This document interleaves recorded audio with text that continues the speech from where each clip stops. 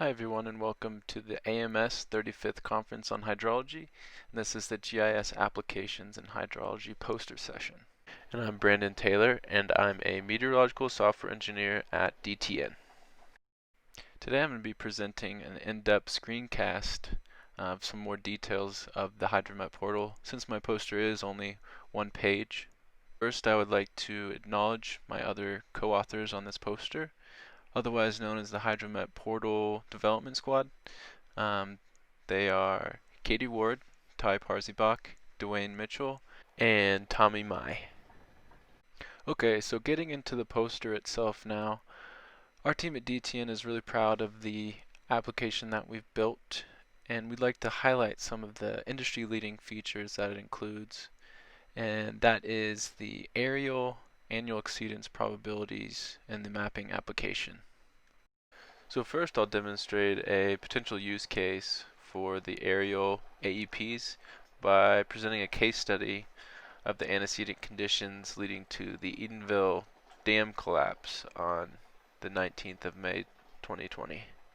Now most of us are probably familiar with annual exceedance probabilities at a single point, but we've expanded this out to watersheds. So we calculate the AEP over the watershed using aerial reduction factors. This type of watershed mean precipitation analytic would be particularly useful for dam managers and emergency managers, especially when heavy rainfall events put stress on older dams, as occurred in the case study that I present here. Now I'll demonstrate in our proof of concept application actually interrogating these aerial AEP layers. So I'm looking at the Edenville Dam actually right now, and here the yellow color is indicating that the precipitation over this watershed for this particular event is equivalent to a 5-year storm or had a 20% chance of occurring, whereas the orange color indicates that the average precipitation over the watershed had a 10% chance of occurring in any given year or a 10-year storm.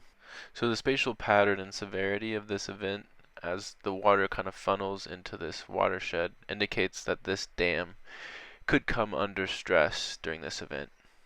And now I'll demonstrate our customer-facing HydroMetPortal, which our clients are currently beta testing. So I'm demonstrating the date-time selection. So we have the option to go back 1 month, and this is the MetStorm Live layer. This is our radar, gauge, and satellite adjusted QPE.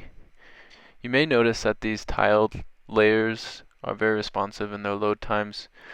We spent a considerable amount of thought and effort in architecting our application in AWS to get these load times down so the user can easily switch between date times and layer types. Now I'm just looking at AEP values.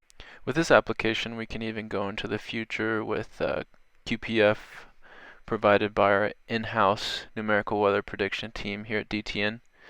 So at the time I was recording this, there was a big snowstorm headed for New England. So let's check out the QPF for that. Maybe 2 to 2.5 inches of liquid equivalent over northern Pennsylvania and New York. So 2 feet of snow headed your way.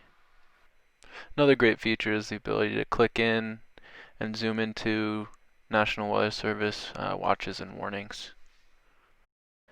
Now we'll move on to the alerting portion of the application. So right now I'm showing you how one would set up an aerial alert for a HUC 10 watershed. So we'll do that Edenville Dam scenario. So I'll use this HUC 10 selector to find the watershed for the Edenville Dam. So once I've found it, I'll select it, and I'll do an aerial alert type. I'll give it a name.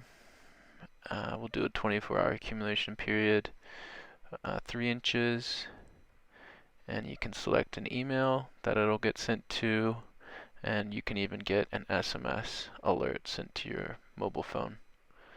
So we'll save that. And if that watershed exceeds the threshold you set, you will get an email that looks just like this. And we can also set up a observed alert based on MetStorm Live point accumulation. So we'll give it a name again. We'll do the same scenario, Edenville. Find a point that we like. We'll plop the marker down. We'll set the accumulation period and the value to alert on. Same stuff as before. We'll save that. Then if your point hits the threshold that you set, you would get an alert email like this. And here's also an example of an SMS for a gauge alert.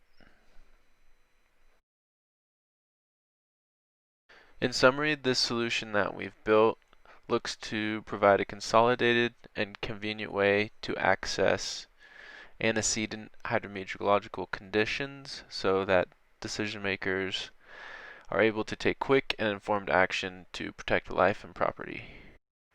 We also want to enable users to be able to perform case studies like I've done here so they can learn and prepare for the next event. I've mainly focused on the aerial AEP layers in this presentation, but the HydroMetPortal has a long list of other layers that are available, and those include QPE, QPF, river gauge observations and forecasts, precipitation gauge observations, burn scar layers, tropical storm layers, and more value-added layers that DTN provides.